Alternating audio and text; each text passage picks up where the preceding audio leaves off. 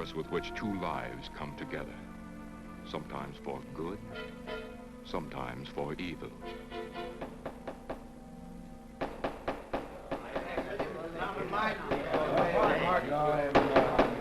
I say Williams is out of line on this. I'm definitely against it. Williams seems to forget we have our stockholders to answer to.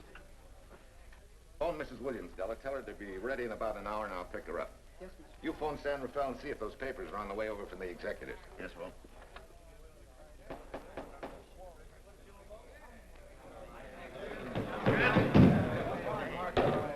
Well, Mr. Darcy, what's the score? 9-0? I'm afraid it is, Walt.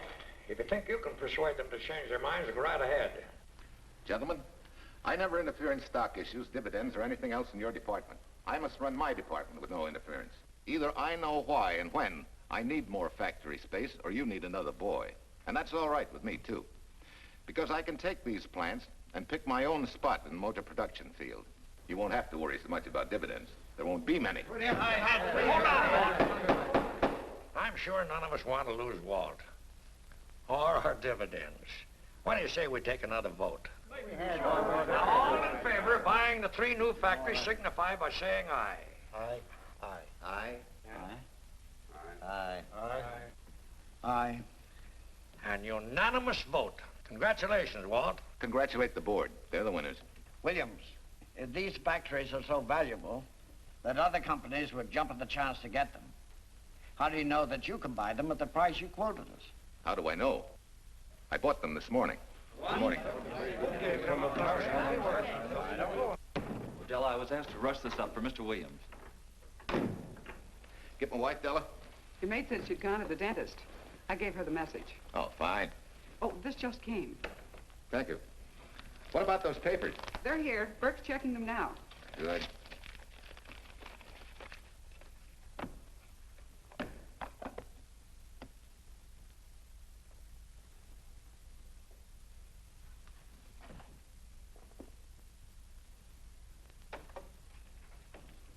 Congratulations, Walt.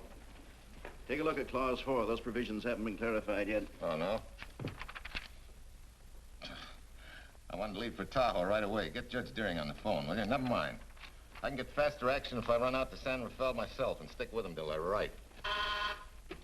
Yeah? Mrs. Williams on 3. Oh, put the blueprints of that new diesel in, will you? I want Jackson to see him. Hi, Duchess. I'm afraid now we won't be able to leave till about 5 o'clock. What? You're not going with me, but I counted on it. But I thought as soon as Dr. Harris took care of whatever it was, I'd feel better. I don't. Stupid thing still aches, and I certainly wouldn't be a very desirable driving companion. No, seriously, darling, you run along and buy your little factories and hurry home. I'll send you back to the office. And cheat me out of my goodbye kiss? Not a chance. I've got to drive over to San Rafael. I'll stop on the way. Love me? Bye, dear.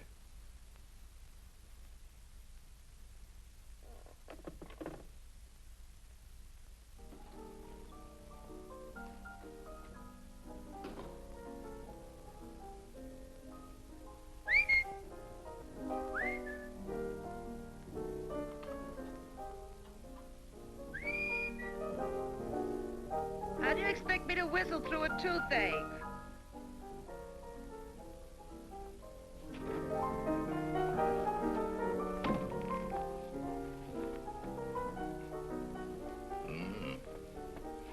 Nothing in the whole world smells as sweet as you do, Duchess.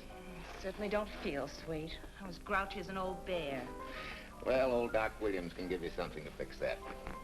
Close your eyes. Relax a minute. Take a look at that and see if you don't feel better. Oh, Walt.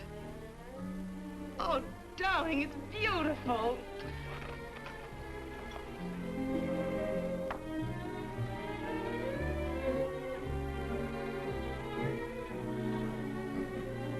Not bad. Not bad at all. You know, to quote my wife, I like monograms on things. It shows they belong to me, unquote. When did your wife say such a thing, Mr. Williams? About 6 years ago, when I married her. She gave me the first monogrammed shirts I ever owned. Those were the words on the card. I still have it. I certainly hope your board of directors never discovers what a softy you are. They won't, don't worry. I have only one vulnerable spot. What really happened this morning? All I got out of Della was that you stalked out of the office with blood in your eye and were back in no time with canary feathers in your mouth. Oh, I clipped those birds' wings, but short. No one's gonna vote me down, sweet. Not when I know I'm right. Mm-hmm. But how did you convince the board of that so quickly? With subtle hints and easy persuasion. Like this. Either I get what I want, or you get yourself another boy. And that's all right with me, too. Walter! What a clumsy ox. I'm sorry, Duchess. Oh, please, sweet, don't be so upset. Oh, if you could have seen your face. Oh, don't bother, dear. Sue Lynn will take care of that. Not exactly a good prescription for nerves, huh? You know, you're wrong, Dr. Williams. The way I feel now, a good catnap will probably make a new woman out of me. And if it's not going to make you too late... Yes? Well, I'm sure that by 5 o'clock I'll... Swell. I'll run over to San Rafael and get things ironed out and be back for you by 5. On the nose. Darling, wait. That's perfectly silly. I'll take a taxi cab and meet you in Sausalito. There's a drugstore on a corner opposite the square. I'll be there at 5 o'clock and we can go straight on up to Tahoe. That'll save you all that late afternoon traffic and all that time it'll take to come and pick me up. Smart woman, my wife. Thinks of everything. Where's your bag, honey? Oh, Sue Lynn still has some things to press for me. You sure you don't mind taking a taxi? Very sure. Sweet dreams, Duchess. See you at 5. I better get going. Bye, honey.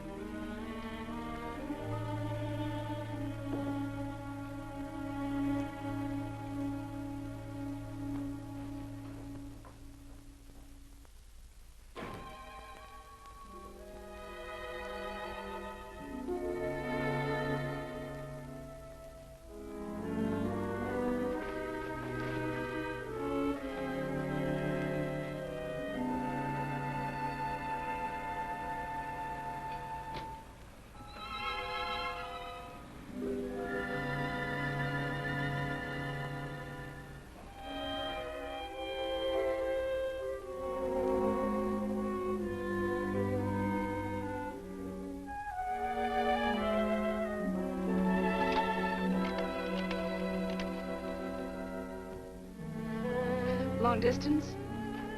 I want Berkeley 79721. Hello. Ah. Hiya, beautiful. Yeah.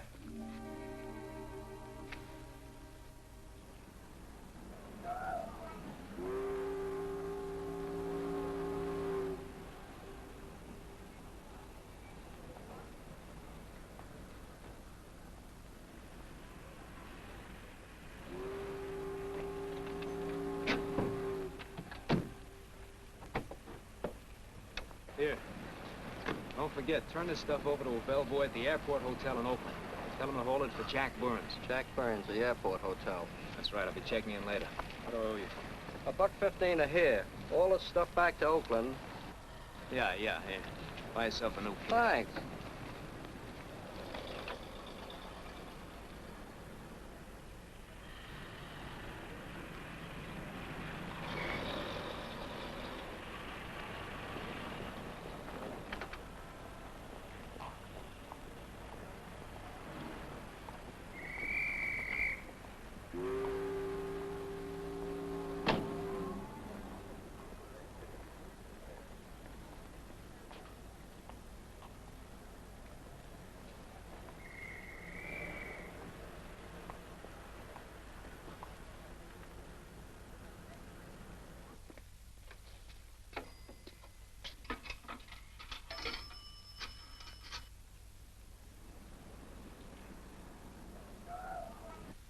Hey, where's that new woman who was going to meet me? It's after 5 o'clock. Oh. Gee, I was so sure you were going to be okay. Maybe you better get yourself another dentist, huh? Of course I understand, honey, of course. Just to prove it to you, I'm coming right on home. No, you really mustn't, darling. I'm going to be perfectly all right, really. And besides... Besides what? Well, I've done something you're not going to like. You remember Aunt Margaret back in Illinois? You mean the old gal in Evanston? I'm way ahead of you. How much? Well, it isn't money this time. It's another relative. Her favorite nephew, Jim Torrance. All of a sudden, right out of the blue, just after you left, he telephoned me from Berkeley. Okay, Judge, I'll see him when I get back. Well, you don't understand, dear. You're going to see him right away. I'm what? Well, all he seemed to want was to be able to get back to Illinois, so I... So you buy him a ticket. That's easy. Well, it isn't. I offered to, but he got huffy and said he didn't want any handouts, and... Well, without thinking, I told him we'd pick him up and give him a lift as far as Denver. I won't say I'm getting exactly an even trade for you, but where do I find this guy? Well, he should be there right now. I told him to be on the lookout for a cream-colored roadster, just in case we failed to recognize one another after all these years. Oh, darling, you're such a lamb. You sure you forgive me? What do you think? Well, I'd better run along, or Cousin Jim might get nervous. Take it easy, sweet, and miss me, will you? I do already. Don't drive fast. And please take care of yourself. Softy. Goodbye.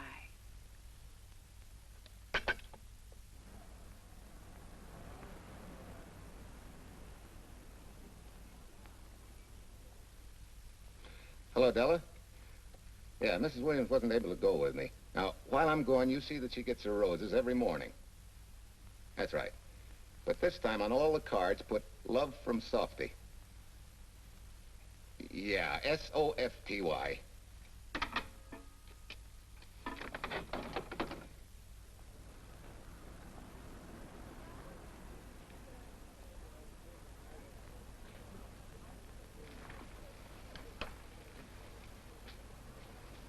Hello. You must be Jim Torrance. Yeah, that's me. I'm Walt Williams. Hiya, Jim. Hi. Where's Irene? Oh, she's a little under the weather at the last minute. Worse luck. Oh, that's too bad. I was hoping I'd see her. Yeah, I'm disappointed, too. Where's your luggage? Oh, I'm wearing it. Less trouble that way.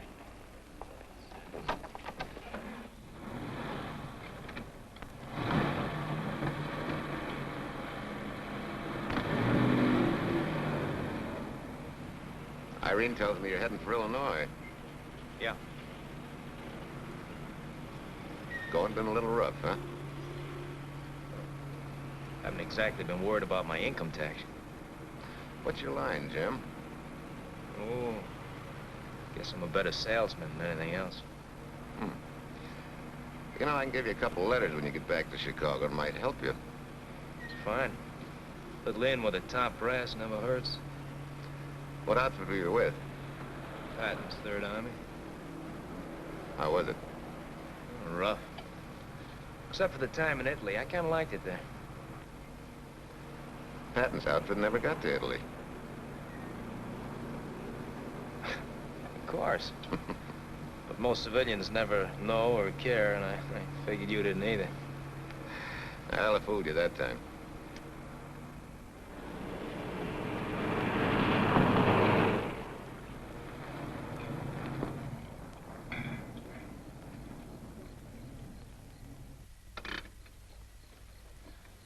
Our last chance to chow for a while. How about it? No, thanks. I grabbed a hamburger while I was waiting for you. I can still taste the harness.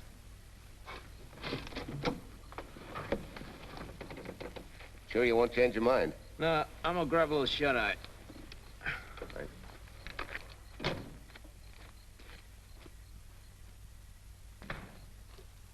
Chicken sandwich and a Coke. Warm chicken sandwich. Chicken sandwich coming up.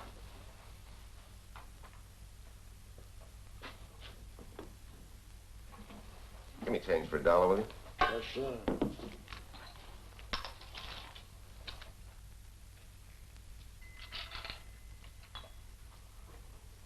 Thanks.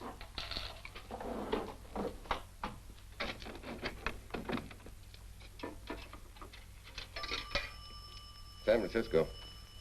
Klondike, 2. 6714.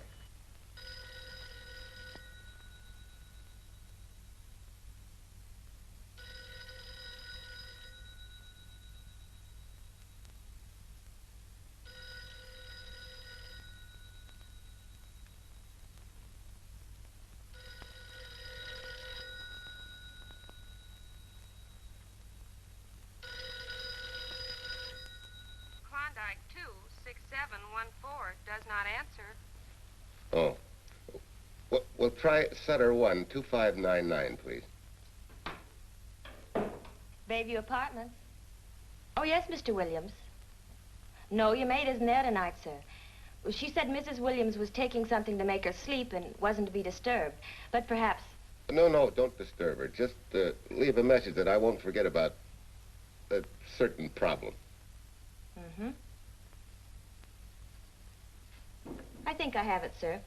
You want her to forget all about a certain problem. Softy, is that S-O-F-T-Y, sir? Softy is going to take care of it thoroughly. Is that all? Yes, that's all. She'll understand. Be sure she gets it the first thing in the morning. Right.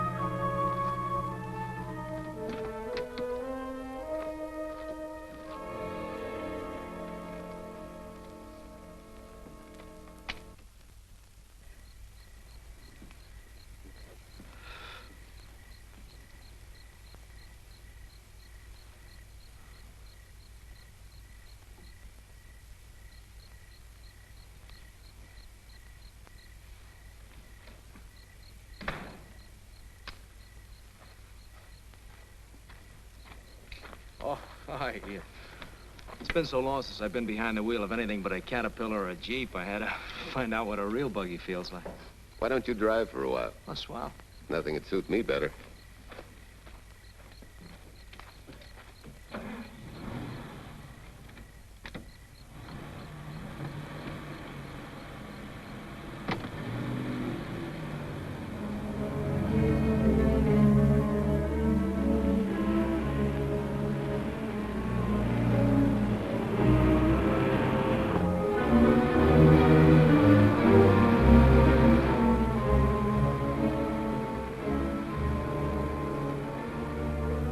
Tell me, Irene still got that little scar on her cheek?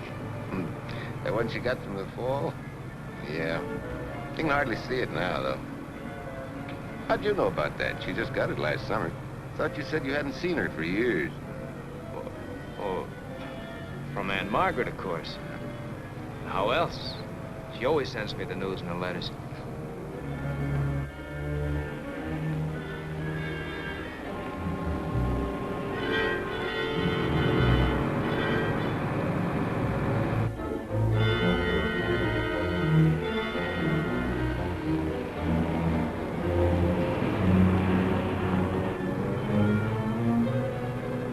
Your Aunt Margaret will be pretty happy to see you. Irene says you're the favorite nephew. Afraid my lovely cousin was just giving me a build-up for your benefit.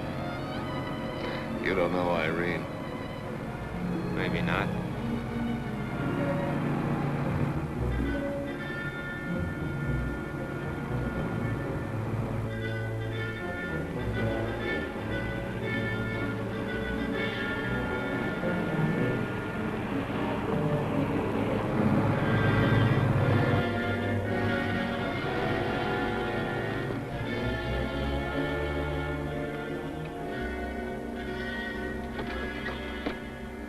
What's the matter? I think we got a flat.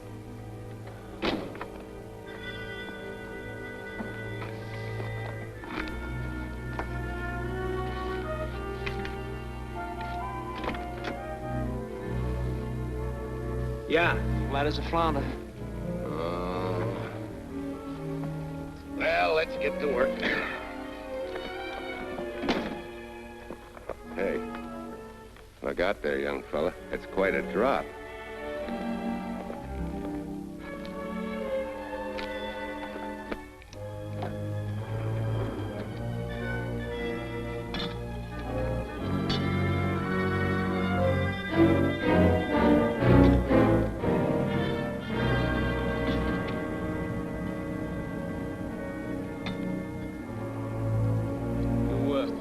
You got a flashlight?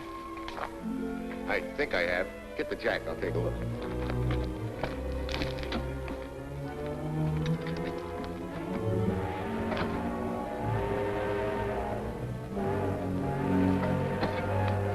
Did you find it? Yeah. Yeah, it won't be long now.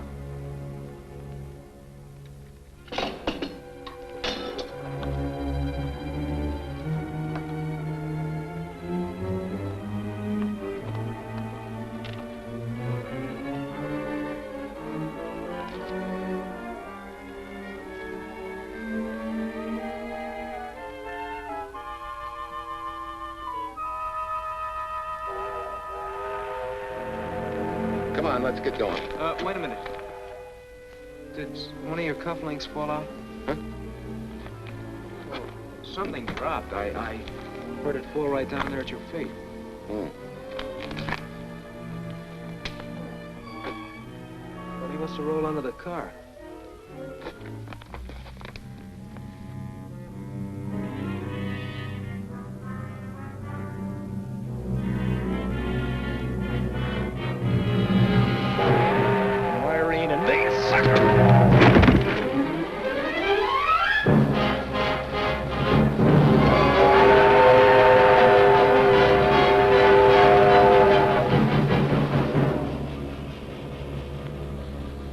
Hello?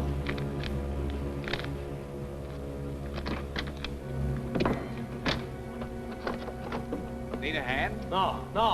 I'm all set now. Okay. Good night.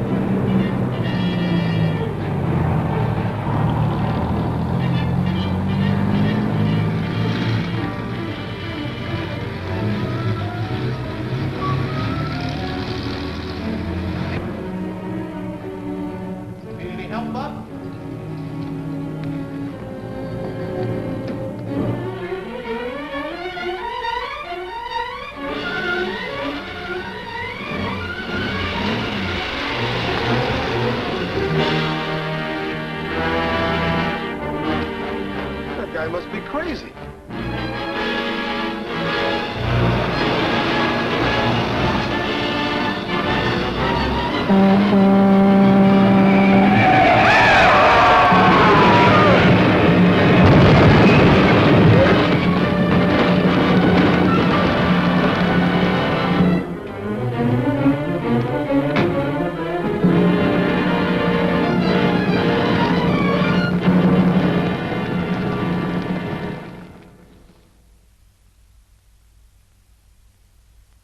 case my husband should be late and have to rush for his plane. This will be taken care of. Thank you.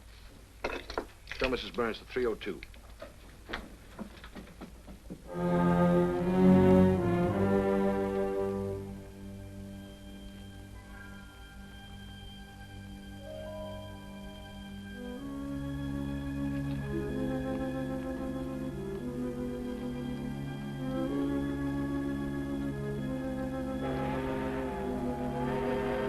Irene and me, sucker. From Irene and me, sucker.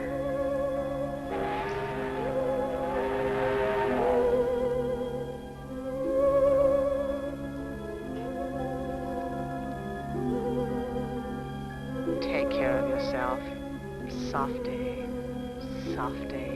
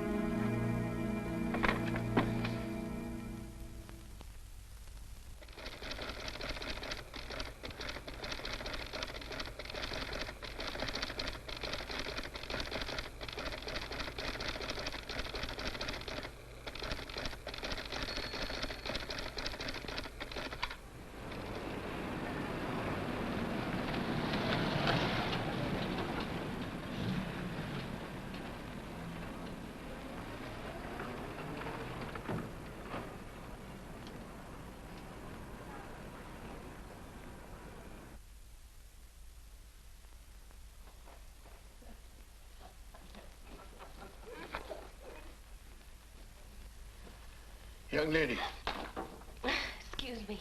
I want to see Mrs. Walter Williams. I'm sorry, sir, but she left orders not to be disturbed. I'm sorry, too. Lieutenant Quincy of the police department.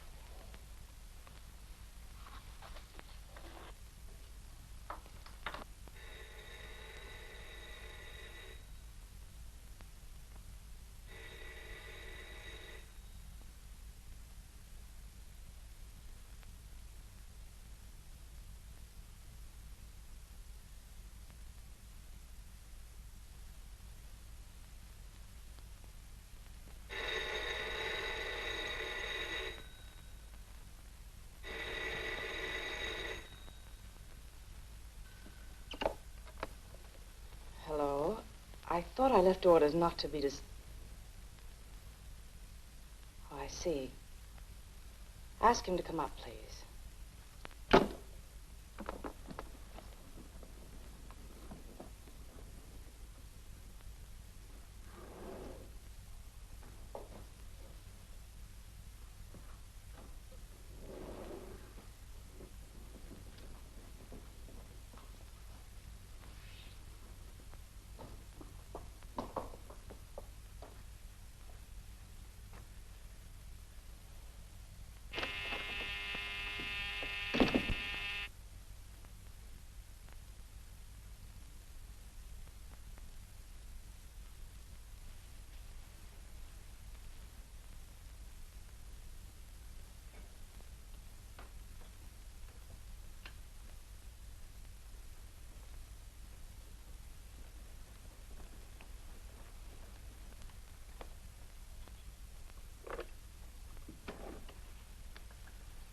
Yes?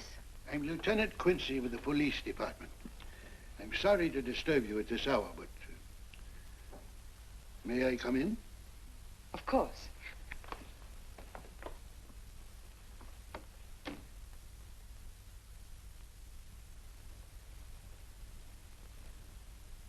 Well, Lieutenant? Did your husband go on a motor trip late this afternoon? Why, yes, he went to Denver on business. Why? Was he driving a Packard roadster? Yes. Is anything wrong? I'm afraid there is.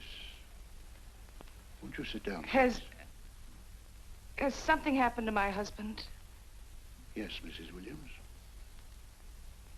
He's dead, isn't he? Yes. Oh, Walt, I knew something like this would happen.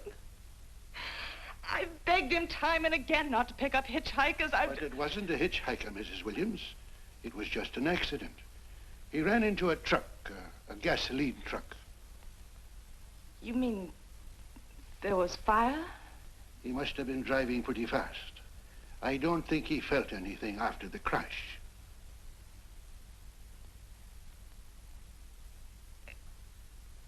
If there's nothing more you need me for, Lieutenant, I think I understand.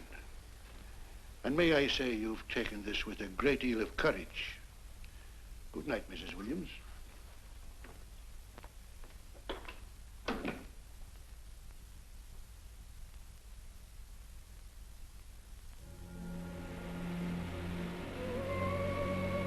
take care of yourself. Softly. From Irene and me. Softly.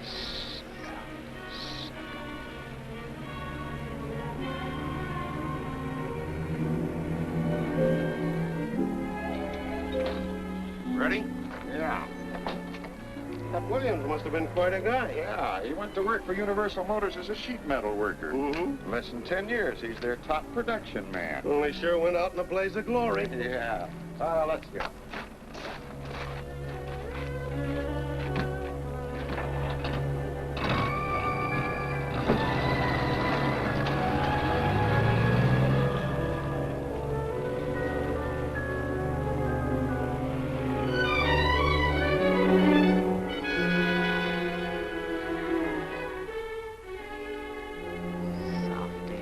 From Irene and me. Sucker. Sucker. Sucker.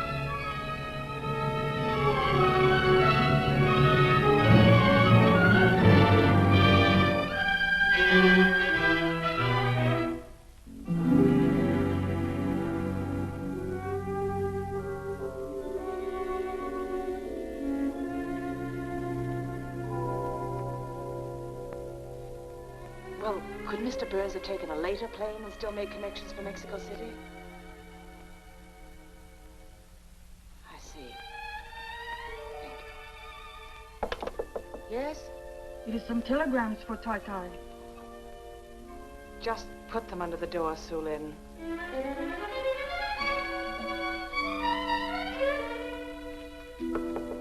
Please, Tai, a policeman Quincy most anxious to see you. Ask him to wait, Sulin.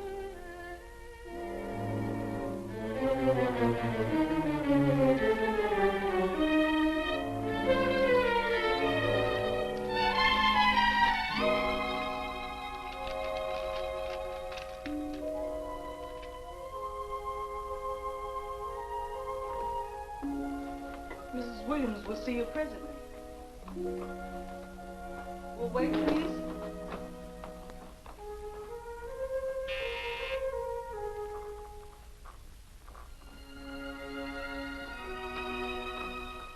Flowers for Mrs. Walter Williams. Thank you.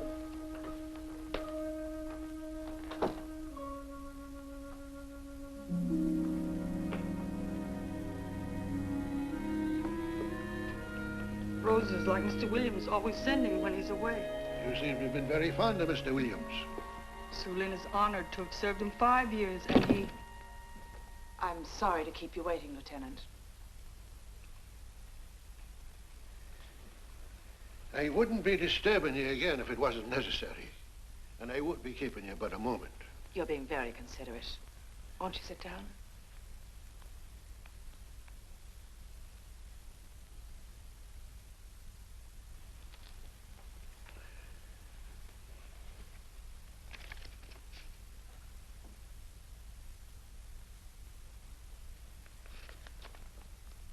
Everyone's been most thoughtful. And why shouldn't they be? Forgive me. I'm all right now. What was it, Lieutenant? The state police would like to have some information. They found some wavy skid marks for quite a distance on the road, as if the car had been out of control when it crashed. Tell me, was Mr. Williams a reckless driver? Why, no. He was a fast driver, but certainly not reckless. Well, was he a heavy drinker? Quite the contrary. Well, what about his health? Could he have had a heart attack and lost consciousness before the accident? Why, no. He was in perfect health, but he'd been working much too hard lately and was overtired. Perhaps he fell asleep at the wheel last night. Oh, poor darling. If only I'd been able to go with him last night, he might still be alive. Well, maybe so and maybe not. You mustn't blame yourself, Mrs. Williams. Fate plays an important part in these matters. Your handkerchief.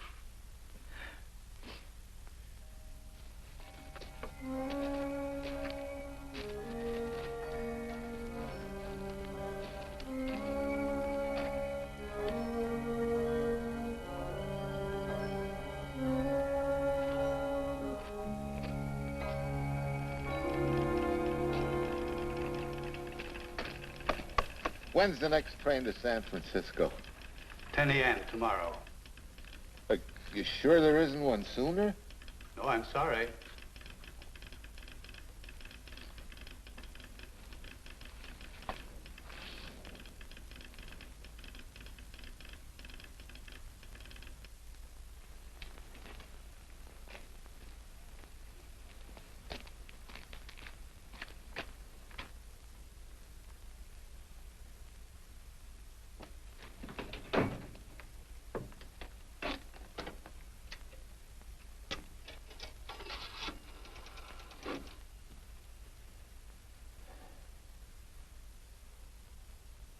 We have a circuit now, sir. Evanston. Calling Mrs. Margaret Hubbard's residence in Evanston. One moment, please.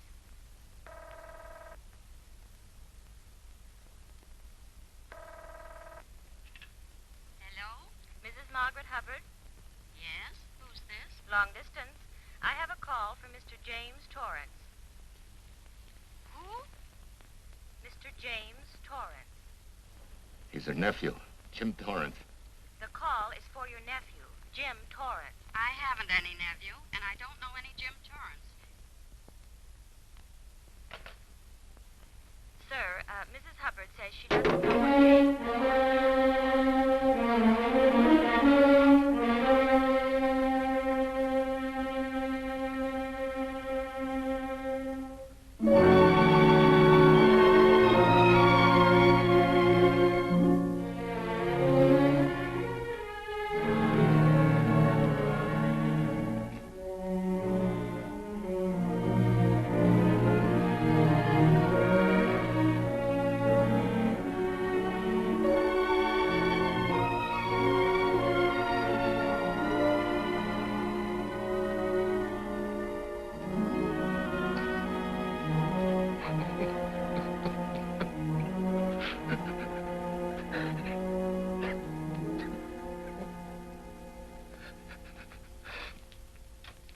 What's the matter, son?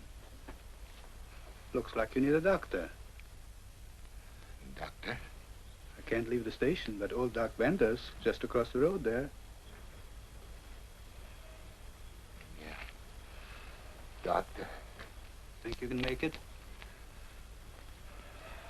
Yeah. I'll make it.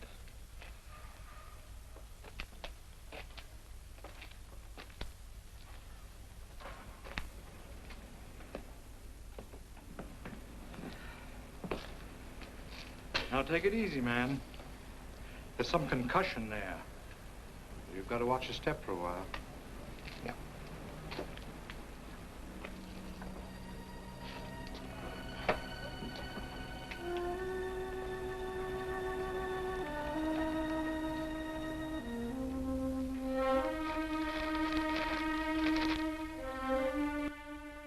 Walter Williams' beautiful widow, who by her own request sat alone in the family alcove during the service.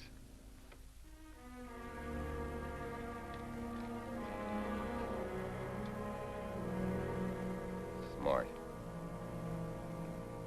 Someone might have caught her licking her chops.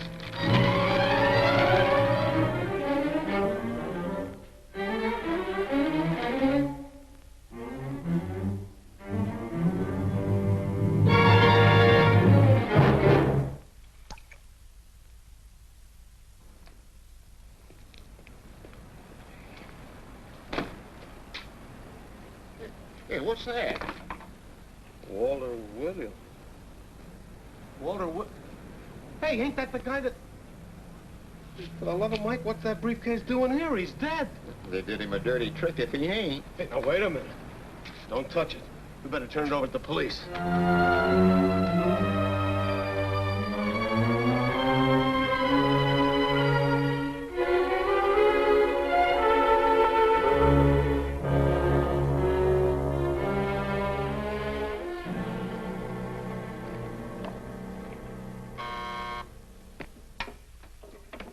Homicide, Captain Callahan. Oh, yes, Chief. The dope just came in from Washington. The fingerprints are those of a James Torrance. Yeah, I'm putting Quincy on it. Right. This sort of opens up a new can of peas on the Williams accident. There's the FBI reporting the guy. Playing with the lady's affection seems to come natural with him. All you got to do, Quincy, is find him. Yes, that's all I got to do. Last known whereabouts of Jim Torrance was in a moving van somewhere between Sacramento and Points East. Yeah, wait a minute. Last known address, care of his sister, Mrs. Joseph Rossetti. Irving Apartments, Berkeley. Well, what are you waiting for, Quincy? Let's go. Did Torrance leave any forwarding address? No, he said he was going to send it to me. Sorry to trouble you. Oh, Lieutenant, if you should happen to hear from him, will you let me know? There's an unpaid telephone bill and a bundle of laundry. Laundry? Let's have a look.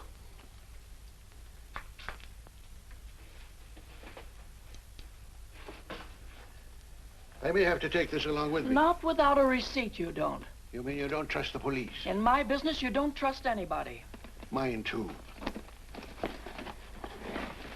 Holy St. Valentine's Day. Look, he had the same thing on his shirts, too.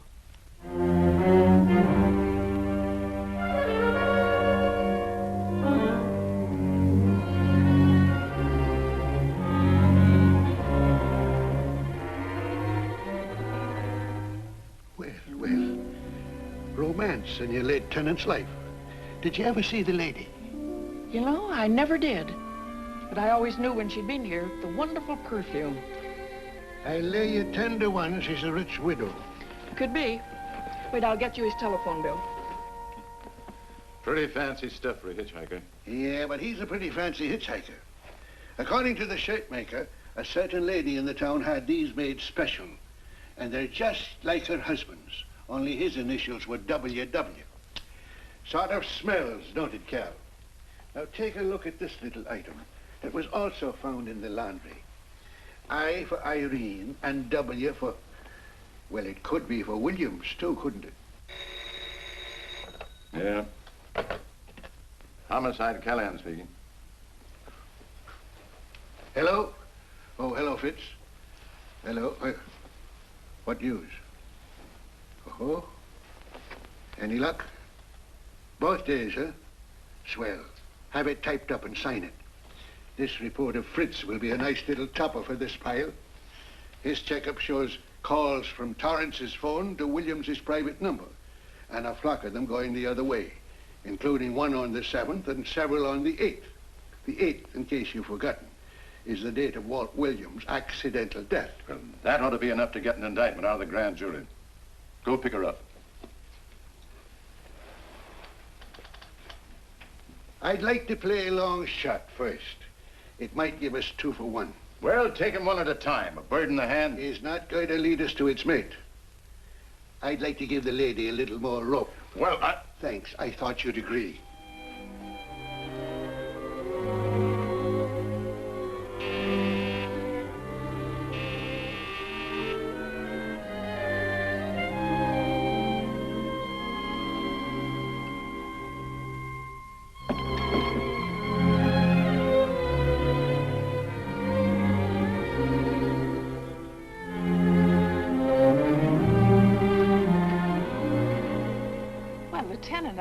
You just caught me. I'm glad. I have some rather startling news I thought you should know before it hits the headlines. Come in. Thank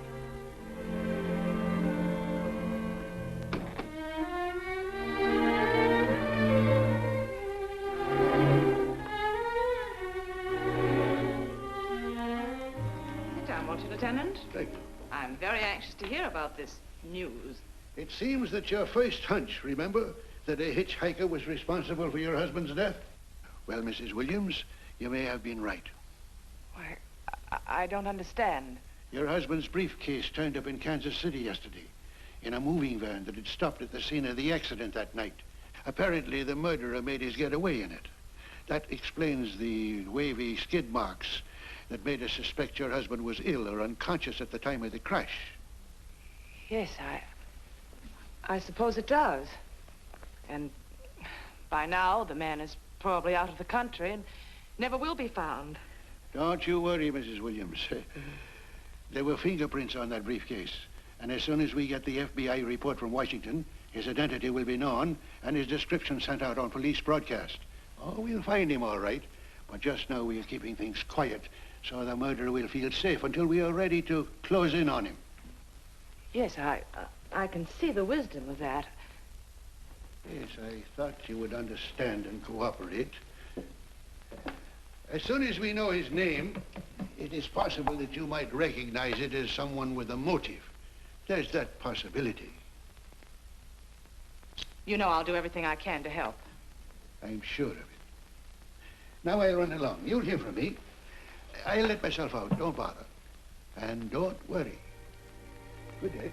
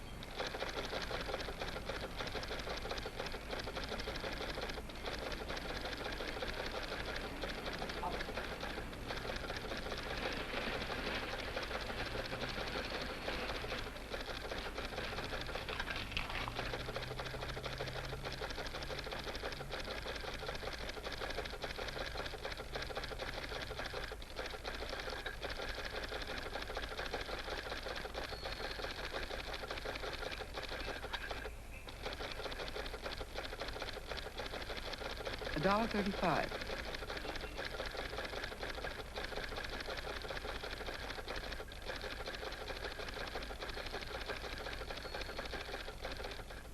See, everything after the letter J in the first name has been obliterated by heavy writing over it.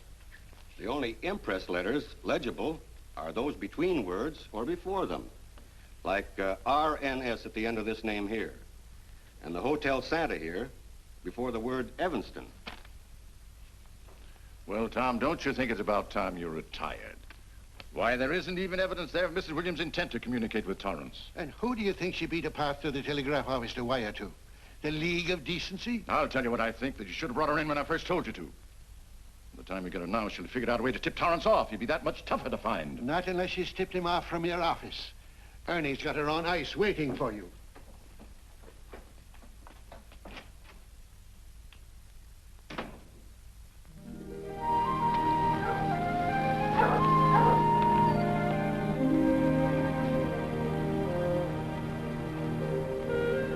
Pretty good, huh?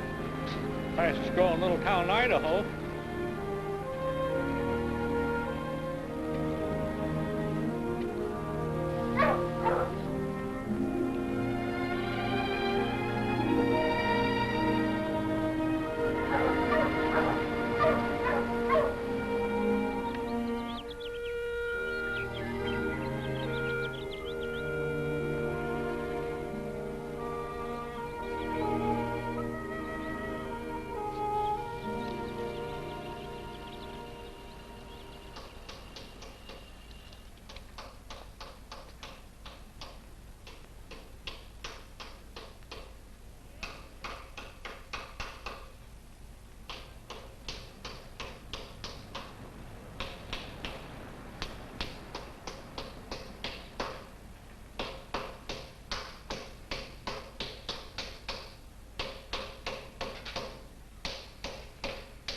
Have a heart, son. You trying to wreck that engine?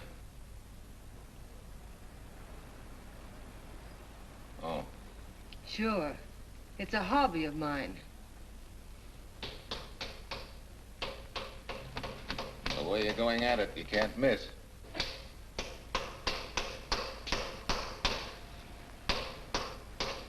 Here. I just can't let you ruin that beautiful motor. Start her up.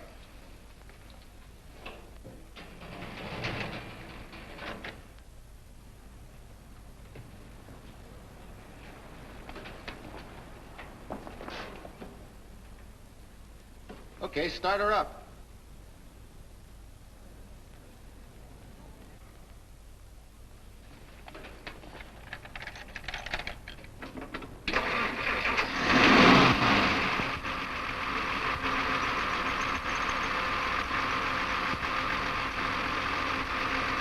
Shut her off.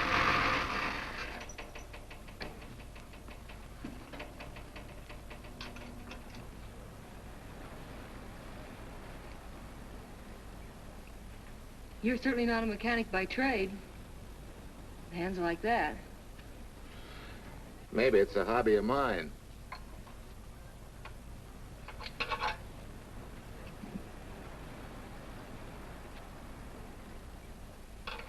Gee, what happened to your head? Perhaps I was talking when I should have been listening. Okay? Okay by me. Thanks a lot, Hill. So long, Marcia. Bye. He's all right now. You better lay off though till the boss gets back. I'm the boss. I guess the new cars are a little bit over my head. Now, with a jalopy, it's different. Aren't there any mechanics around here you can hire?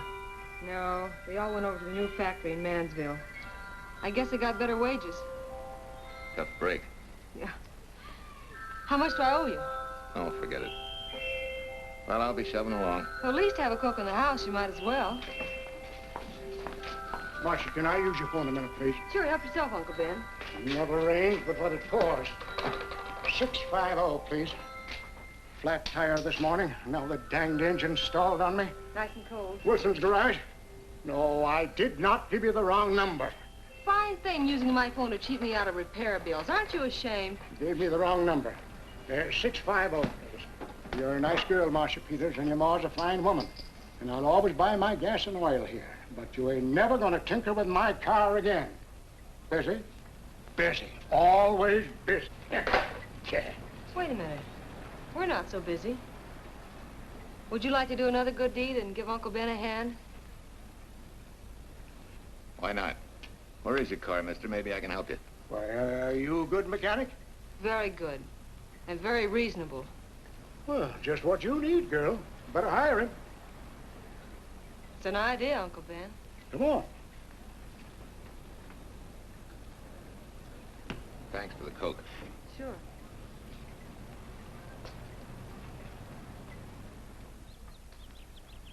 Well, I got Uncle Ben fixed up all right.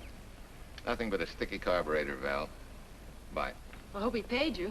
What for? It only took a minute. You're certainly not money conscious, stranger. There. This is no kind of work for a girl. Well, somebody has to do it if I want to stay in business. And I want to.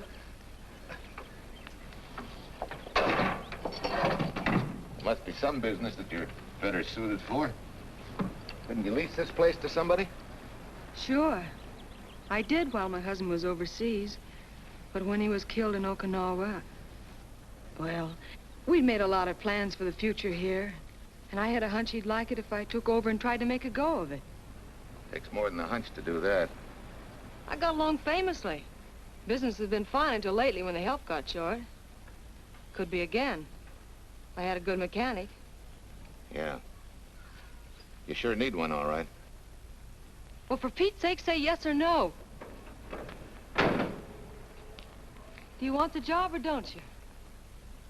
You mean you'd hire me without knowing anything about me? You can repair automobiles. What else do I need to know? Except your name. Well? Why not? Sure. I'll try it for a while till you get someone permanent. The name's Bill Walker. Okay, Bill, it's a deal. And maybe if business gets real good, you'll want to stay. Oh, don't count on it. Where does this go, on the rack? Yeah.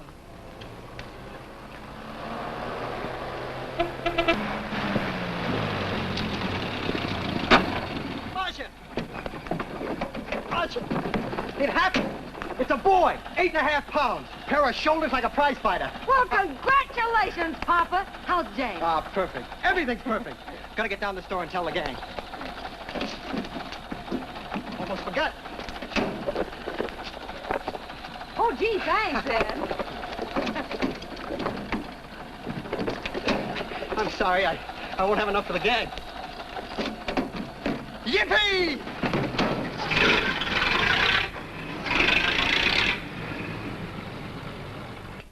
Thanks.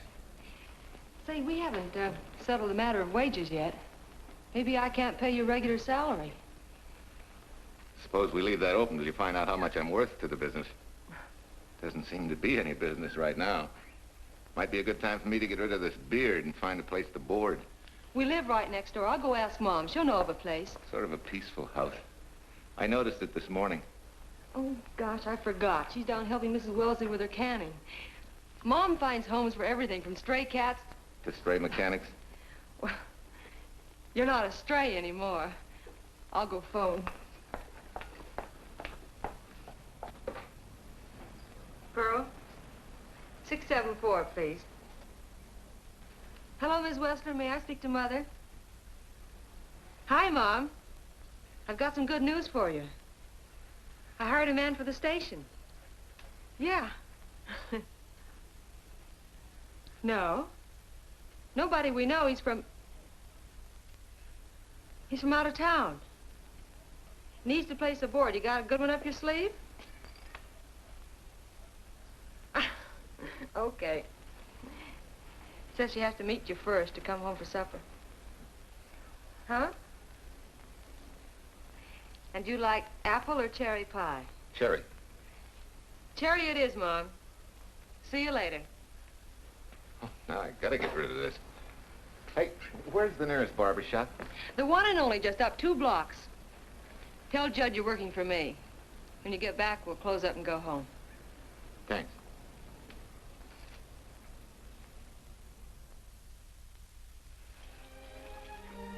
Oh, that's real nice. You must have had a good bringing up, young man. Thank you for the young man. We thank thee, O Lord, for thy bounty, and ask thy blessing on this food and on the new friend who shares it with us. I hope you're good and hungry, Mr. Walker. Who wouldn't be? Marsh, she eats like a sparrow, with all the hard work she does. May I have your plate, please? Well, she can start taking it easy now. Boss, the help. Thank you. She never takes anything easy. Has to put her whole heart and soul into everything she does. Well, now that you're through with me, Mom, how about Bill? Have you thought of a place for him to stay? Well, why can't he stay right here? We have a spare bedroom going to waste. And I think you like my cooking. Like it? That's very kind of you, Mrs. King, but it seems an imposition. Imposition, nothing. That's good business. I can get back what I pay you in board and room. Well, Marcia, what a thing to say. If you'd like to stay, we'd like to have you. We have some more vegetables. Mrs. King, you have a boarder. May I have a biscuit, please? Oh, excuse me.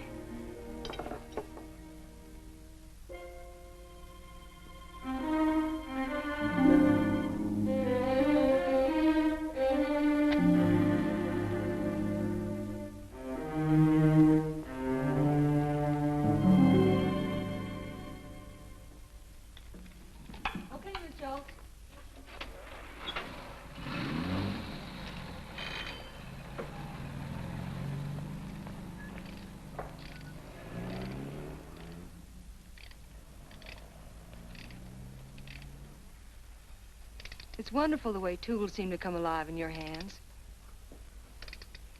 You seem to sort of come alive, too. As though you got real pleasure out of working with them. I do. When you're doing a job with them, you can't think of anything else. Bill, if something's bothering you, why don't you get rid of it? What would you prescribe, doctor? Amputation. For that stupid chip on your shoulder.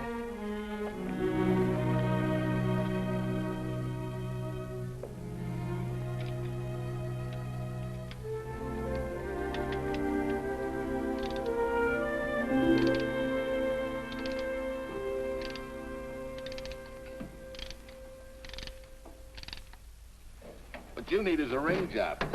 Save yourself some money. Gee, Bill, with the baby and everything, I just can't afford it now. Oh, we'll take care of that.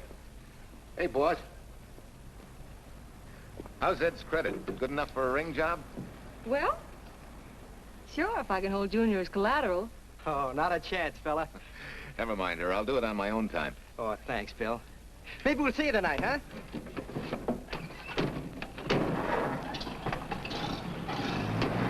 Some shoulders, huh? Yeah. Some father, huh?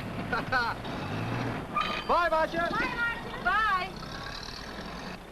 Nice kids. Hey, was Ed clowning about their being hard up? No. Things have been pretty tough for him ever since he got out of the service. Fix a car for him, Bill, and only charge him for the labor, okay? Then he gets it for free. I'd already figured on knocking that off. Say, we could make it an anniversary present. Anniversary of what? Junior's arrival, and mine, 3 months ago today. Time certainly flies. That was a lucky day when you came to MP service. Your work's been bringing in a lot of business. I'm glad of that. Hated to have fallen down on Mom and you. Say, look, boss, why don't we three celebrate tonight and go to the movies? Ed said he and Jane were going. Well, that lets Mom out. She'll be babysitting. I'd love to go, Bill. I haven't been in ages. Here's your opportunity. Go to work.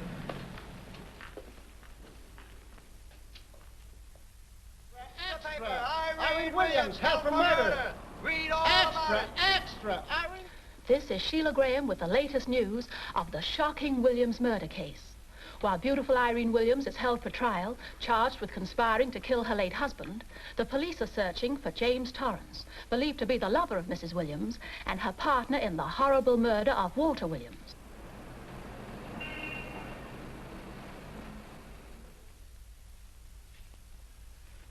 If I'm handling your case, my dear Mrs. Williams, I want 1/3 of everything you get. You're out of your mind. You don't realize what I'll get as Walt's widow. Perhaps you don't realize the spot you're in. Torrance's fingerprints were found not only on your husband's briefcase, but, in a manner of speaking, on your reputation as well. There's a detective named Quincy, a very smart cookie. He isn't exactly for you. Frankly, Mr. Warner, I'm beginning to wonder if my attorney is for me. Underestimating the enemy's ammunition would scarcely be wise. Now, if we can get to trial before Torrance is found, they'll never get a conviction. But... But what? If he shows up, we may have to fry him. Oh, no. Let's not cross that bridge until we have to. But if it comes to a choice, we're not going to burn, are we?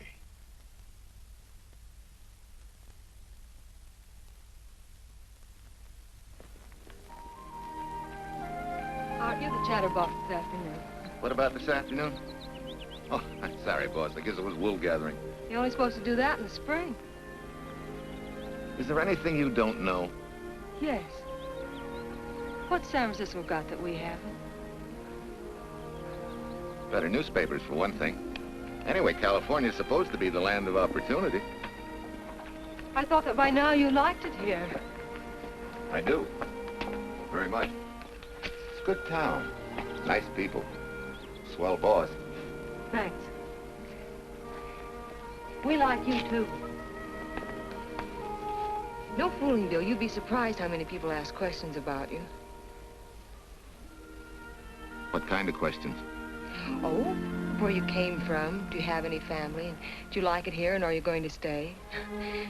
Al Knox asked me at the movie last night if you wanted to join the volunteer fire department. Just interested, friendly things. I suppose it is natural for people to wonder about a stranger who moves into their community, like I did. You know, I've been thinking, maybe it wasn't such a good idea, you and I going to the movies last night. It's all right being seen in the station and here with Mom, but... You get used to that in a town this size. They're always trying to marry people off. You just ignore it, and after a while they forget about it. I'll go get cleaned up for supper.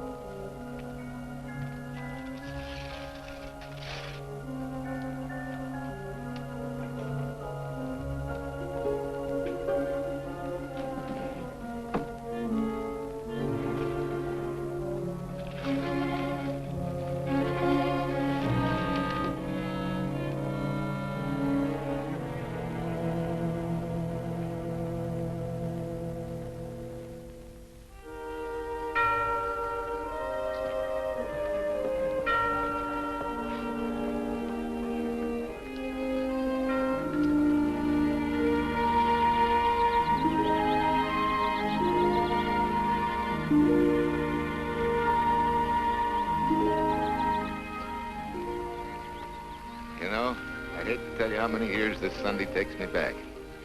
Did you always fall asleep during the sermon? I wasn't asleep, Mrs. Peters. I merely closed my eyes to concentrate. Oh, well, that's what you call it. I had to nudge you to stop you from nodding. Quiet. You're disturbing my reminiscent mood. Even smells the same. Could be the same bees buzzing in the same clover. As they say, you can take a boy out of the country, but... A rolling stone gathers no moss.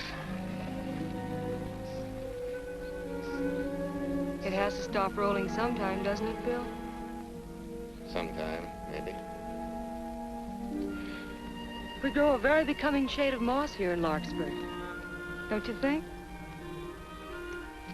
You grow a lot of nice things here. Anyone in particular? You'll have to skip the answer to that one. Someone tore it out of the book. You're married, aren't you, Bill?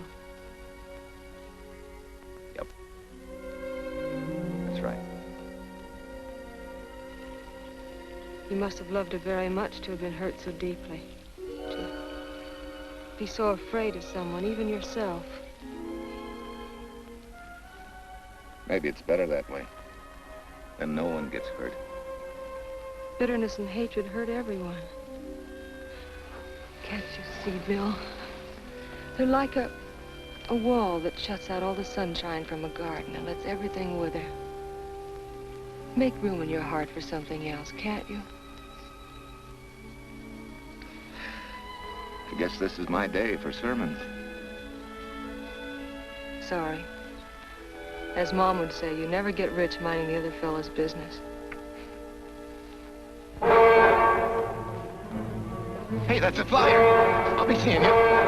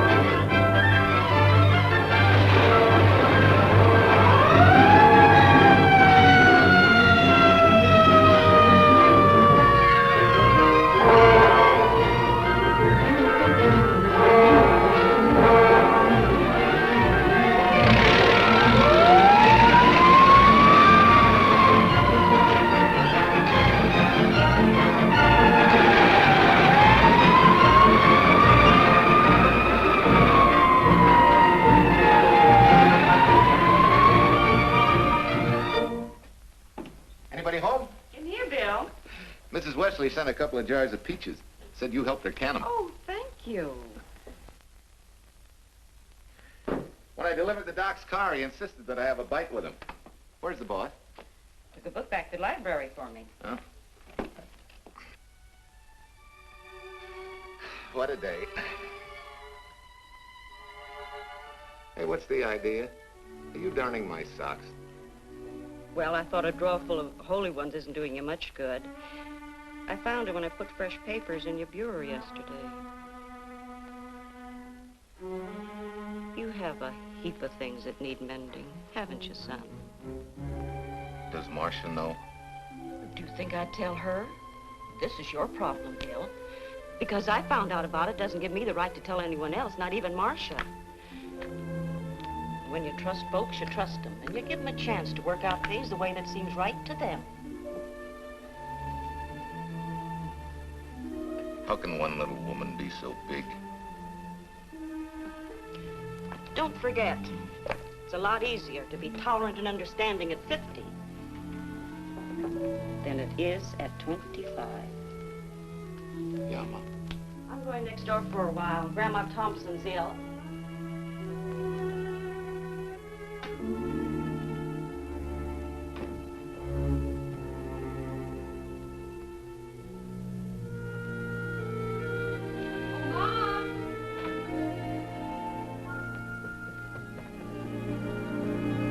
Bill, are you home? Bill, are you in there? Yeah. Mom went next door, Marcia. Hi. Do you work awfully late? Oh, about 6. Anything wrong? Come in. I want to tell you something. I'm checking out. Has something happened? No, just... I'm doing what I should have done a long time ago. Moving along. But why, Bill? My name isn't even Bill. There isn't any Bill Walker. I'm Walter Williams. The late Walter Williams. Walter Williams? I don't understand. You may not even after I've told you, but at least you'll know the whole story. Sit down, please.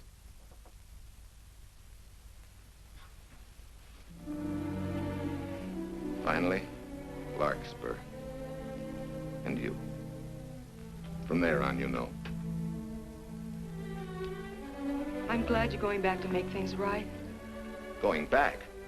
Wild horses couldn't drag me back. What are you going to do about your wife? Nothing.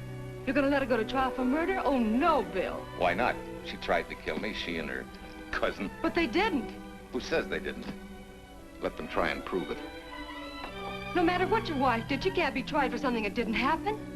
Oh, Bill, can't you see? You bet I can see. She deserves everything she's getting. Sorry part of it is they'll never convict her. No, Bill. The sorry part is you're not big enough to take a hard jolt to your pride and to your ego. Sure. It hurts to be tricked and cheated by someone you loved and believed in. But that doesn't give you the right to take justice into your own hands, to trample on the hearts of others and walk out on life. A barren, frustrated boyhood. A marriage to a woman who accepted my love, yet despised me so thoroughly she resorted to murder. I'll never think of our moments together without nausea. I feel stripped bare, degraded. Because you've closed your mind and heart to everything else. Even me.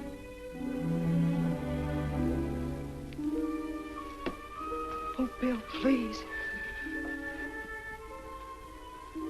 Don't destroy the one chance we have for happiness. We haven't got a chance. Doing the right thing never works out. I know. In this world, you turn the other cheek and you get hit with a lug wrench. Forget me, boss. Try and forgive me.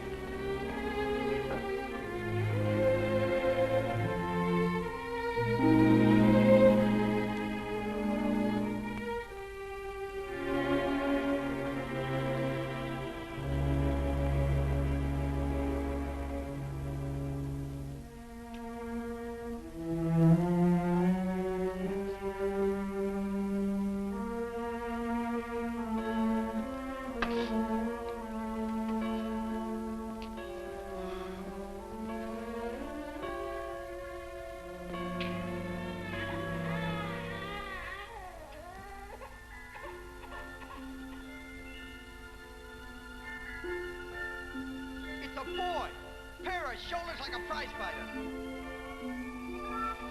You know, I hate to tell you how many years this Sunday takes me back. You have a heap of things that need mending, haven't you, son?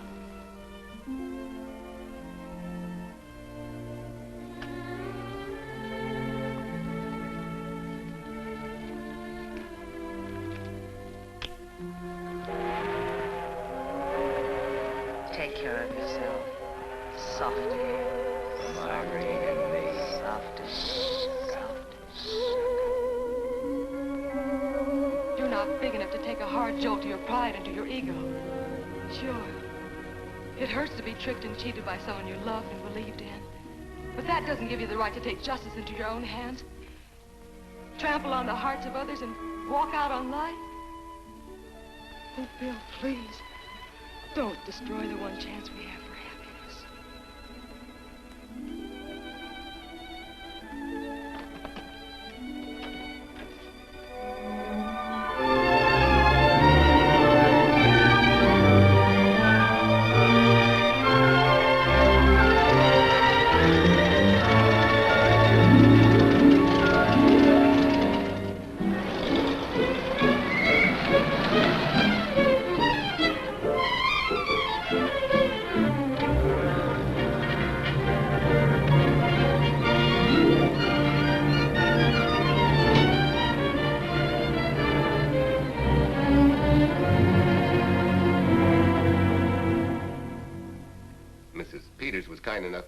To substantiate at least the Larkspur portion of what I've told you.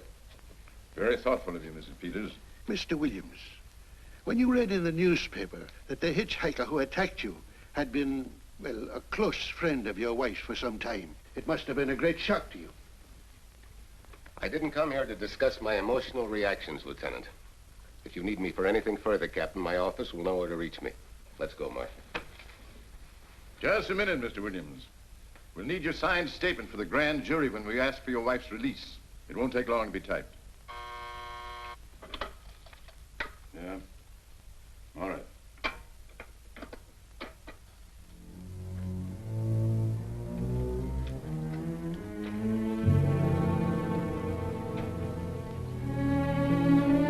Come in.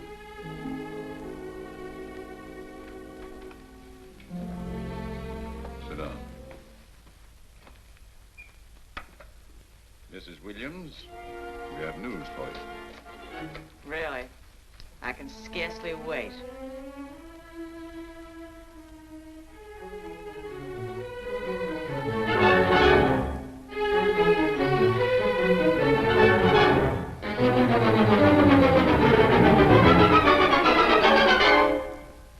It seems it was Torrance who was in the car when it crashed. Jim? Dead?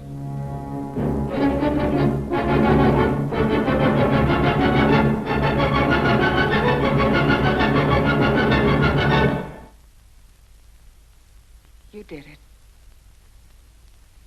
You killed him. No. He tried to kill me. Thought he had. And he ran into the truck.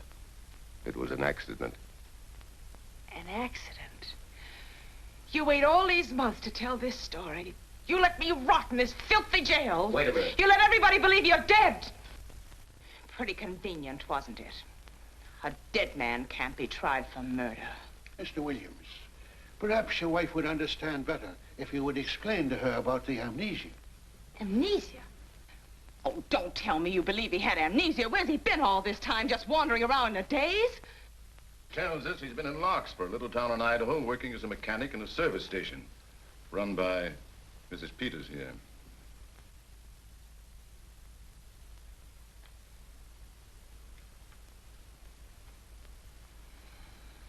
I understand perfectly. Now that my chance for happiness is dead, I suppose you'll demand the divorce I begged you to give me so that I could marry Jim. That's fantastic. Yes, isn't it?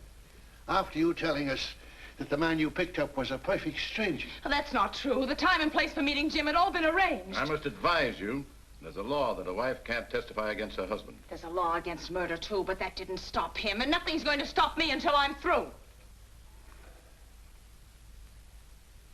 It's all right with me, Captain. Go on. Talk your head off.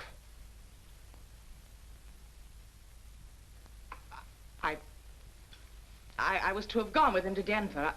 He insisted on it, although I was quite ill. Several hours before we were to leave, he came home. There was a violent scene. He threatened to kill me unless I agreed to give up Jim. And I wish he had. This is incredible. Not one word that she has said is true. Then you have nothing to worry about. Mrs. Williams, was there a witness to the threats you mentioned? No. Unless the maid overheard. She was in the apartment. In fact, she picked up the pieces of the vase that he threw at me. Where's she now? I don't know. She left me suddenly after all this began. Please, could the questions wait? I feel rather ill. Will you have Mrs. Williams ready for the grand jury at 10 o'clock tomorrow morning? That's all.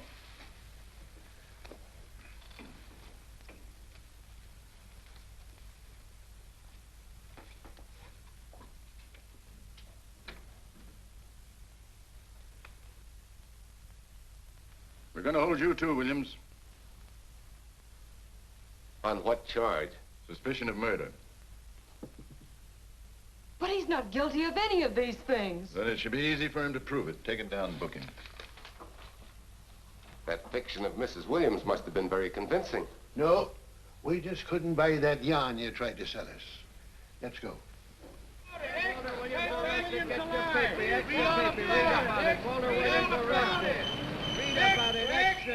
What's the wife freed and murder charge? Extra, get your paper. Walter Williams charged with murdering wife Bubba. Extra, get your paper. Irene Williams goes free. Husband held. Extra, get your paper. Wife freed and murder charge. Walter Williams charged with murdering wife Bubba. And Daly's going to cover Williams' office. Okay, boys, hop to it. I want all I can get by 10 a.m. tomorrow for the grand jury. Okay, Chief. Oh, Tom, don't miss a bit. Dig up everything you can on Williams and the Peters dame. You sort of believed Irene Williams' story, didn't you, Van? She made better sense than he did. Well, sure, she's a better liar than he is. Don't forget, I went all through her grieving widowhood with her. She's a bad customer. Well, that's for the grand jury to decide, and Williams insisted on letting her talk. So it's his funeral. Funeral, all right. Especially with that yarn he told. But murder's out of character for him. There's a few pieces missing somewhere. There might be in Idaho, if it's not too much out of character for you to get going. You're going to miss me, Cal, when I retire next year. Maybe I'll join Private Eye and solve your cases for you.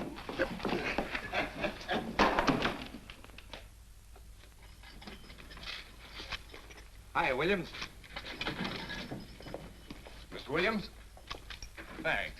Got a deal from the bottom here, don't you? Sorry, Williams. Okay, Williams.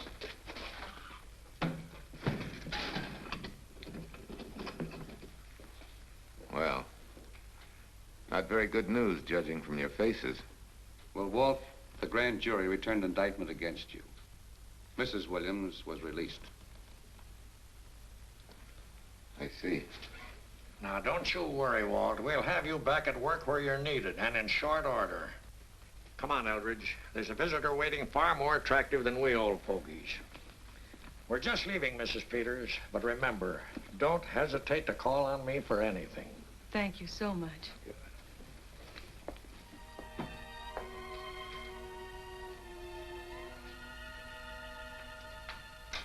Hi, boss. Bill, what have I done to you? If it weren't for me, you wouldn't be here. If it weren't for you, I wouldn't be. I came back here because I wanted to believe in the things you do. I still do, no matter what happens.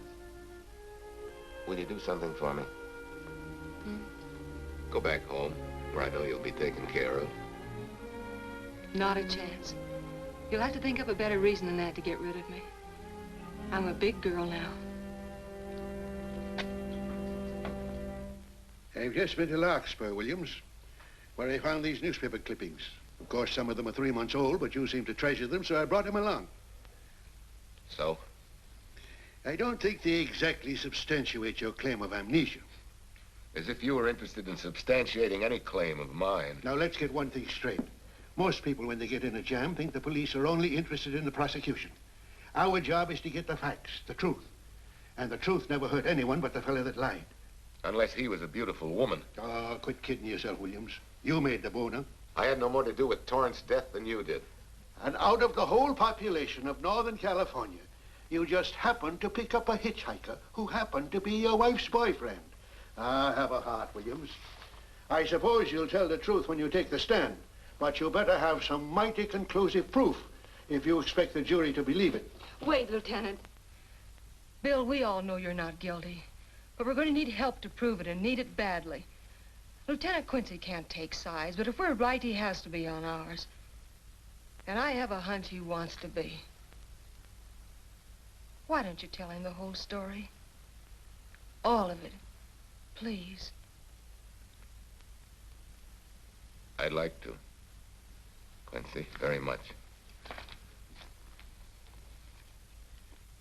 Guess I should have told the whole truth in the first place. But I wanted to clean this mess up with as little scandal as possible.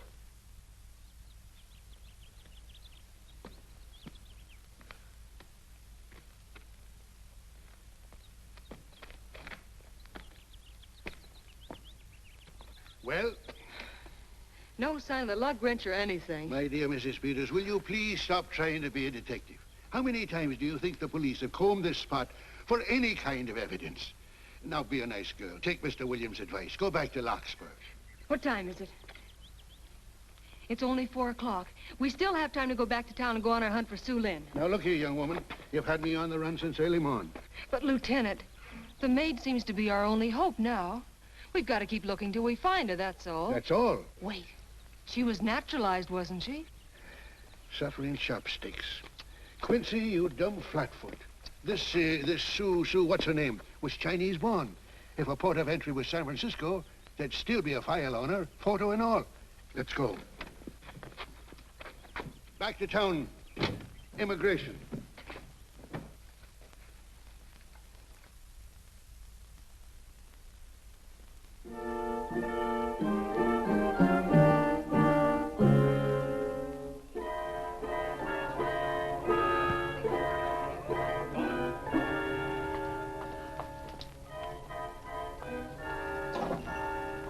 The council has given us the right lead.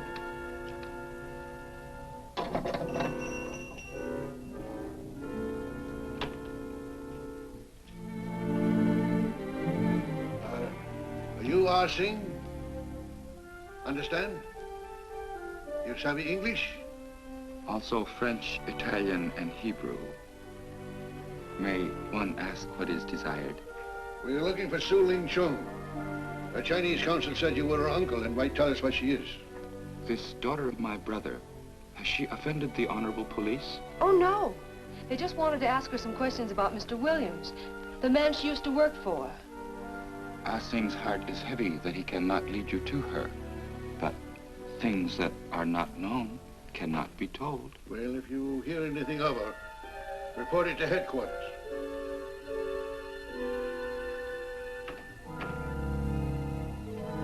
Then, untruth is not good for soul, and not wisdom when told to policemen.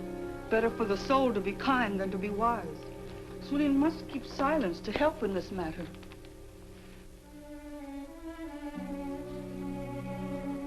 You know, you're quite a gal. In case I haven't told you lately. You're just too easily pleased, that's all. There must be a way out. Why can't we find it? Oh, buck up, boys. Tomorrow's another day. Yes, the day you go to trial. Bill, I'm afraid. And the state intends to prove, beyond any reasonable doubt, that the defendant, Walter Williams, did, with malice aforethought, kill the deceased James Torrance, whom he knew to be his wife's lover. And that with his victim dead beside him, he drove his car into the course of an oncoming truck, jumping clear himself some seconds prior to the crash. And subsequently, he made his getaway in the back of a loaded furniture van. And for 3 months, as Bill Walker, he laughed at justice when it imprisoned his unfaithful wife for conspiracy in his own murder. But then he decided that being dead cramped his style. He thought he could eat his cake and have it too. So he returned, most anxious to explain his long absence and to right the dreadful mistake that had imprisoned his wife for 3 months.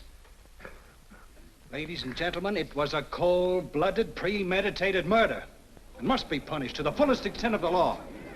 Call the first witness, please. Captain Callahan, did Walter Williams tell you what suddenly cured his amnesia after 3 months? No, he did not.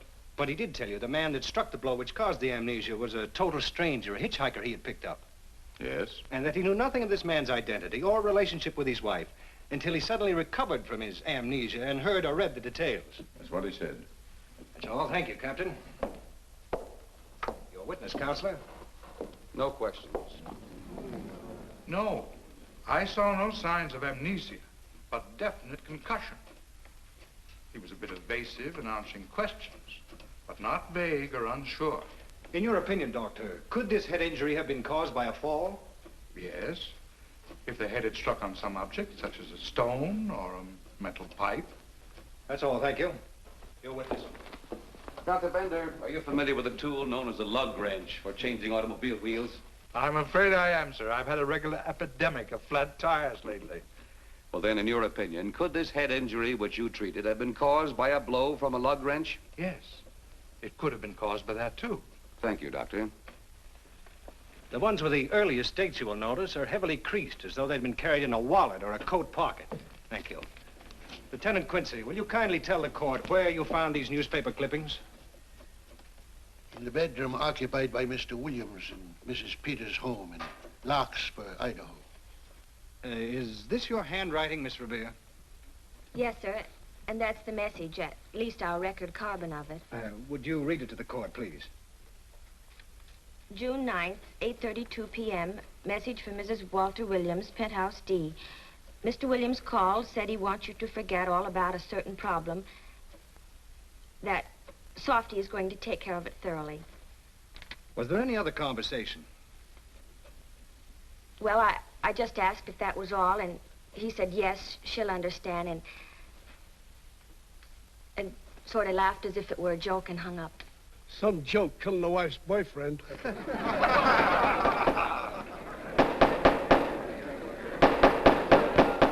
of the state versus Walter Williams.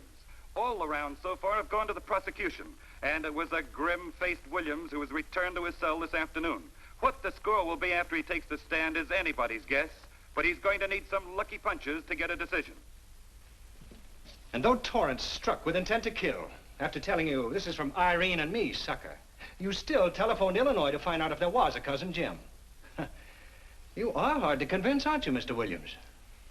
Is it so incredible that a man should fight against believing such a thing about his wife? Oh, that is very touching. From a husband who planned a trip on which he intended to destroy his wife and did kill her lover. That's a lie. Your Honor, I object to the conclusions drawn by the prosecutor and move that it be stricken from the records. But, Your Honor, there is a corpus delicti, remember? Who was your wife's lover. Objection sustained. There's also her own story, which in front of witnesses you insisted she tell. And then we have your own two different stories from your own lips. One featuring a perfectly strange hitchhiker, the second an equally strange Cousin Jim, without a questionable substantiation for either bit of fiction.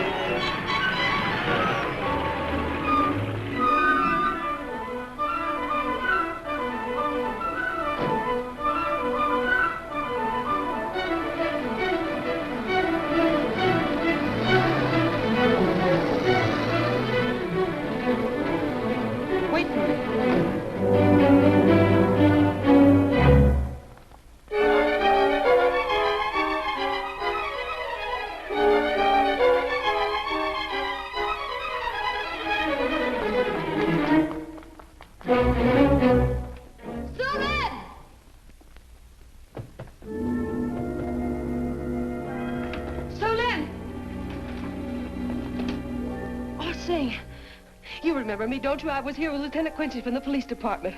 I just followed Sulin up the stairs. I saw her come in here. You must be mistaken. I'm not mistaken. She's here. I must see her. Ah, Sing, don't you understand? It's to save a man from prison, even from death. I will send her to you.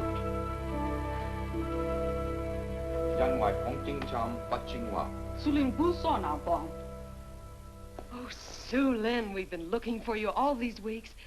Mr. Williams needs your help so desperately. I cannot help. You must forget that you found Sulin. Forget it? But you're his only witness. You're the only one that can help. Not as a witness. Only with silence can I repay his great kindness to me and my family in China. Why? For I heard other things. That most unhappy day. From Mrs. Williams' bedroom, his voice very loud and angry. A flower vase broken to pieces. He can explain all that. They do not believe what he's already told. That I heard anything would do harm. Don't you see?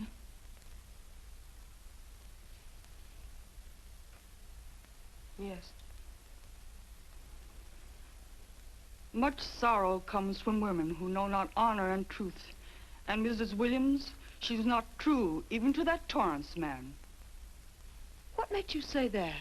That night when he was killed, her sickness was but wall of falsehood, behind which she could go secretly to a meeting place. You mean she went out that night? Sulin, are you sure? Yes, because next morning in her bedroom I found street shoes that had been worn. Her coat on the closet floor, with the sleeves turned inside out, as though removed hurriedly. And in one pocket, a door key to some hotel. Sue Lynn, that's it. Proof that she and Torrance had planned to meet that night after he killed Mr. Williams. What hotel was it? Oh, I don't remember. The key. What did you do with it? Returned to coat pocket. Come on. We'll get to Lieutenant Quincy. He'll know what to do. And pray, Sue Lynn, every step of the way.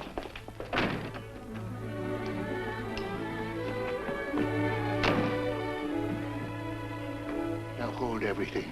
Even if this long shot don't work out, we'll just keep on pitching.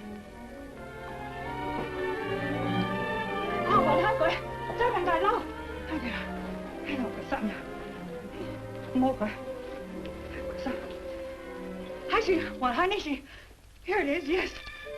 Room 302, Airport Hotel, Oakland.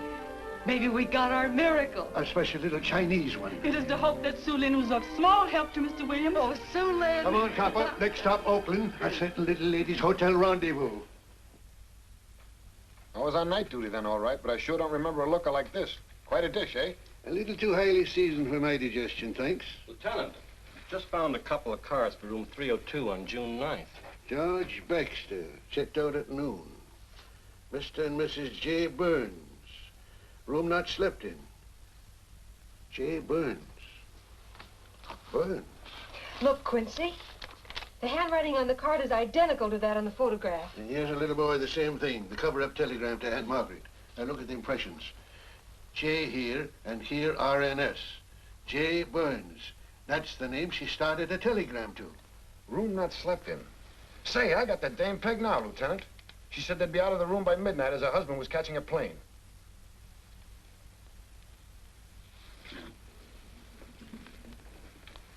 But Quincy... Reservation for Sam Andrews. Yes, sir. This ties it all up, doesn't it? Yeah, like a greased pig. What do you mean? We've got the evidence now, the proof. Of what? Sue Lynn's theory that Irene was playing the field? This evidence only proves that she came here to keep a date with a man named Burns. We can't even prove that he didn't keep the date. But you know he didn't. There wasn't any Burns. It was only a name that she and Torrance used. Fine. If you can prove that, Williams will be free. But none of this will prove it. Sorry, copper, but we are just up another blind alley. Willie? Yes, sir. There's a couple of sample cases for Mr. Sam Andrews. Came up from the station this morning. Take them to Parlor B right away. Sure thing, sir.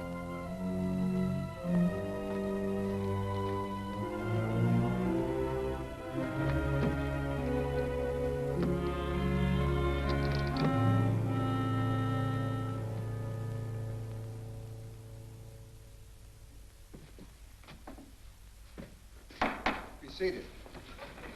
Case of the state versus Walter Williams. Proceed, Mr. Eldridge. Your Honor, we will call Mrs. Irene Williams. Take the stand, Mrs. Williams.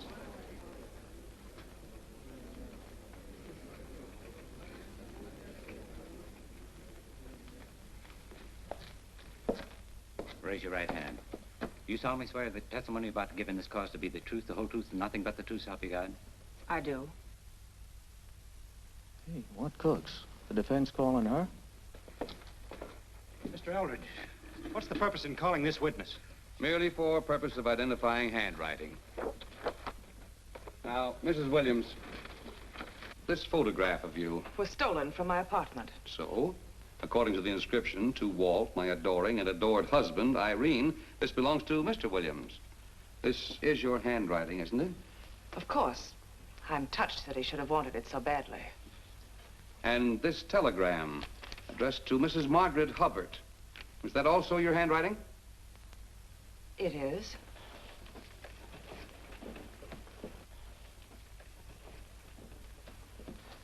Now, Mrs. Burns, I mean Mrs. Williams, this photograph is inscribed to Jim, my adoring and adored Irene. Did you write this too? I see no point in all this. Merely answer counsel's questions. Did you write it? I did. And these letters addressed to Mr. James Torrance, did you write them? Yes.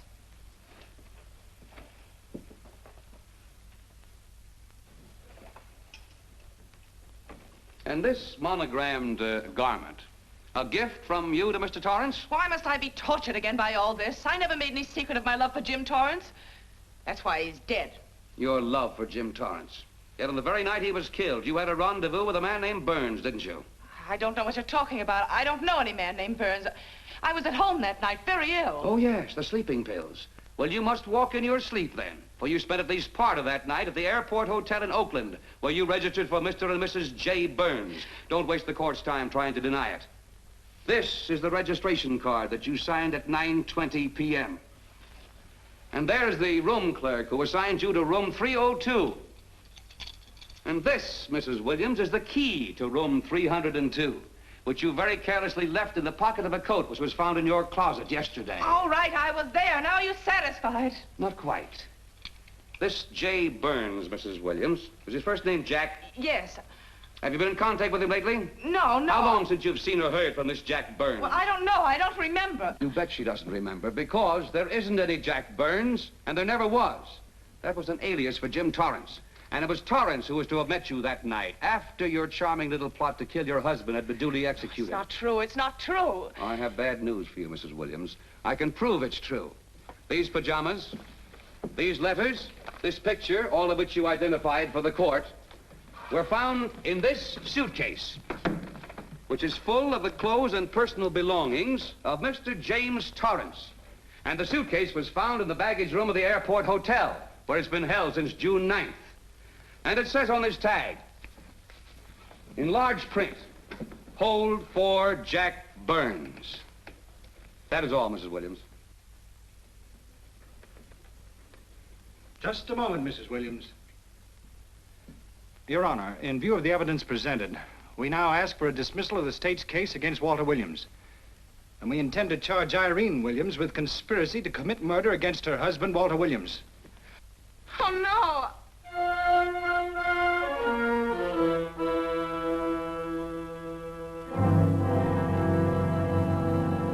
The case against Walter Williams dismissed.